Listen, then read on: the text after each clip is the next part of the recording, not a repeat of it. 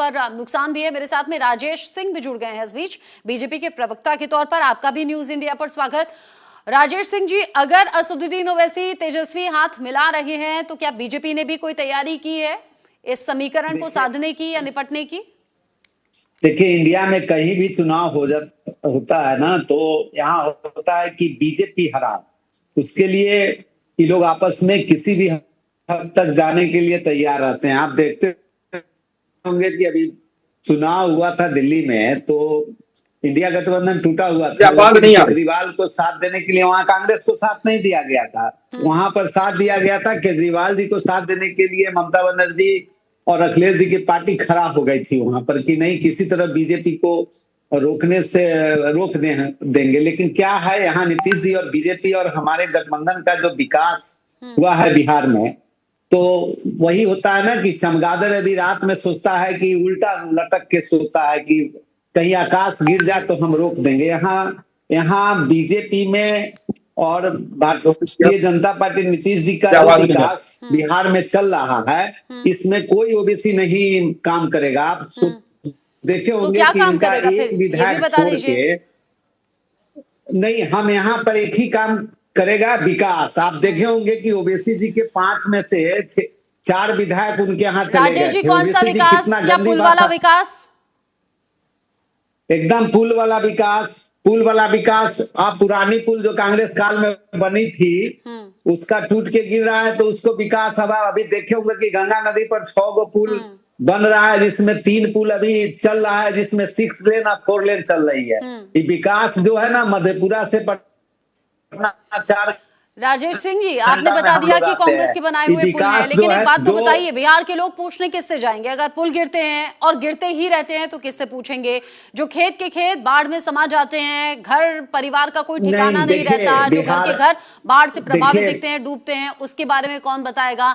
जहां गांव के इलाकों में, इनफैक्ट शहर के सड़कों में भी कई जगह शहरों में सड़कें नहीं है, उसके बारे में कौन पूछेगा? ये कौन सा विकास है? देखिए, पुल, बिहार में पुल का जाल बिछा हुआ है। आप जिस पुल का जिक्र करना चाहते हैं, उस पुल का वो अंडर कंस्ट्रक्शन था, उस पर जांच बैठी, उसको फिर नए सिरे से उसका निर्माण किया जा रहा है। आप देखे होंगे कि पिछले सप्ताह कितने पैसे जहां तेजस्वी जी और तेजस्वी जी के पूरा परिवार जो है, आज कितने करोड़ डूबे? आप मेरी पूरी बात को कंप्लीट होने, करोड़ की बात आप करते हैं। अभी 6 या 7 हजार करोड़ की लागत से 6 लेन पुल राघोपुर में बनी है, जिनके माता पिता और खुद तेजस्वी जी जहां से एमएलए है, वहां पर लोग इलाज नहीं करा पाते थे, प्राथमिक स्वास्थ्य केंद्र नहीं पहुंच पाते थे। आज स्थिति है कि राघोपुर और पटना 10 मिनट में आप पहुंच जाइएगा। विकास इसको कहते हैं। आप विकास की बात करते हैं। आप बिहार में ओवैसी फैक्टर, चाहे तेजस्वी जी के फैक्टर, और कांग्रेस की तो बातें छोड़ दीजिए, वो तो तेजस्वी जी और लालू जी के भरोसे पर है कि कितना सीट उनको देंगे और कितना पर लड़ेंगे। नया में अभी ओवैसी जी और तेजस्वी जी मंच पर आए हैं, तो ये तो स्वार्थ का गठबंधन है। यदि ये लोग चुनाव लड़ भी लिए, जीत भी लिए चुनाव, तो उनको तो बनना है नेता विरोधी। नेता विरोधी बनना है तो उसमें क्या होगा? मतलब आपने अभी से तय कर दिया, आपने अभी से तय कर दिया है, डिक्लेयर कर दिया कि बीजेपी एनडीए की वापसी हो रही है और इन्हें ऑपोजिशन में 100% वापसी हो रही है। 100% वापसी। आपके तेजस्वी जी का सीट जो 70-75 इसलिए आ गया था कि चिराग जी अलग लड़ लिए थे। हम भारतीय जनता पार्टी के प्रवक्ता तो हैं ही, ऑफिशियल प्रवक्ता के तौर पर नहीं। मैं 25 साल से राजनीतिक कार्यकर्ता के तौर पर गांव और देहात में काम करता हूं, टीवी पर कम आता हूं। अच्छा, ऐसी तो हमको जानकारी है कि जहां पर ऐसी आशंका प्रभात कुमार जी ने भी जताई है और ऐसी आशंका डॉक्टर रविशंकर ने भी जताई है, लेकिन उनका कहना अलग है। उनका कहना यह है कि ये जो डॉक्यूमेंटेशन का काम हो रहा है ना, इसमें साजिश है बीजेपी की और चुनाव आयोग की कि वोटर लिस्ट से वोटरों का नाम काट देना है, और ये जीत के लिए अलग अलग तरीके से प्रपंच हैं जो कि रचे जा रहे हैं। डॉक्टर रविशंकर, यहाँ जो राजेश जी हैं वो ये कह रहे हैं कि 100% बीजेपी जीत रही है, वापसी में आ रही है, और आप ऑपोजिशन में जा रहे हैं। ऐसा है? नहीं, ये देखिए, बिहार की जनता त्रस्त है। जो भ्रष्टाचार का आलम है, जो दिन दहाड़े गोलियां चल रही हैं, जो महिलाओं के खिलाफ अपराध हो रहे हैं, और युवाओं का जो समर्थन और सारे सर्वे में जो तेजस्वी जी को बढ़त मिल रही है, इससे ये स्थिति स्पष्ट है कि हमारी जो पोजीशन है वो हम कहाँ पे हैं। और हम तो 2020 में भी जो हमारा प्रदर्शन था, वो आपको भी पता है, सबको पता है कि कुछ सीटों पे तो नहीं, हमें तो प्रदर्शन मैं निर्वाचित इंटरप्ट कंप्लीट करना कर लेने चाहता दीजिए, हूं। प्रदर्शन इसलिए आपका बढ़िया था, आप समझ कंप्लीट कर लेने लीजिए दीजिए, मेरी कि बारी है। नहीं नहीं, राजेश जी हाँ कहीं ये तो नहीं कहना बोल चाहते कि लीजिएगा प्रदर्शन बात। बढ़िया कर लो, लेकिन जोड़ नहीं तोड़कर सत्ता में तो नहीं, हमें ही मैं आना आपको है, प्रदर्शन की जोड़ बात तोड़ की राजनीति अभी करके हाजिर सरकार तो हमें ही बनानी है, कहीं ये इंडिकेशन तो नहीं दे रहे हैं आप?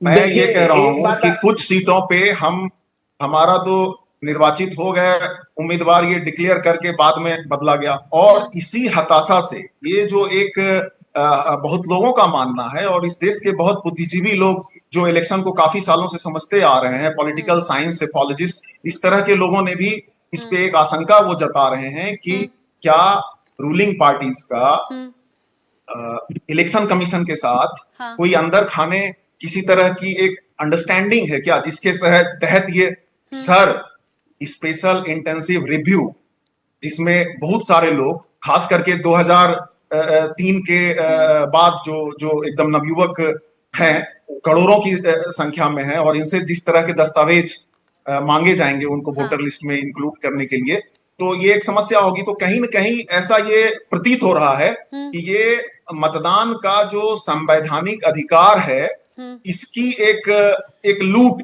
एक तरह से जो है, और वो भी एक संवैधानिक संस्थान के द्वारा, जो इलेक्शन कमीशन है, तो उसको आप लेजिटिमेट लूट बोलेंगे, क्या बोलेंगे। तो स्पेशल ये एक बहुत ही इंटेंसिव रिवीजन का अजीब जिक्र सी आपने कर दिया और स्थिति आपने है, कह और दिया कहीं है ना तो वो कहीं साजिश ये थी मुझे और लगता है कि साजिशें हमारे रचकर जीतने की तैयारी यहाँ है, यानी आप कह रहे हैं इसके पीछे भी साजिश है और चुनाव आयोग मिला हुआ है। प्रभात कुमार जी, रचना दी जरा ठीक, हमको, मैं प्रभात कुमार जी से जवाब बात कर देने लूं पहले। दीजिएगा राजेश जी रचना एक सेकंड, आप बाद में जुड़े थे तो मैंने आपसे सवाल कर लिया, लेकिन प्रभात जी आपसे भी पहले से जुड़े हुए हैं। प्रभात कुमार जी, अभी मेरे पॉलिटिकल एडिटर जुड़े थे, वो ये कह रहे थे ओवैसी और तेजस्वी तो साथ में आना चाहते हैं, लेकिन फैसला जो फाइनल है वो कांग्रेस करेगी। क्या चाह रही है कांग्रेस?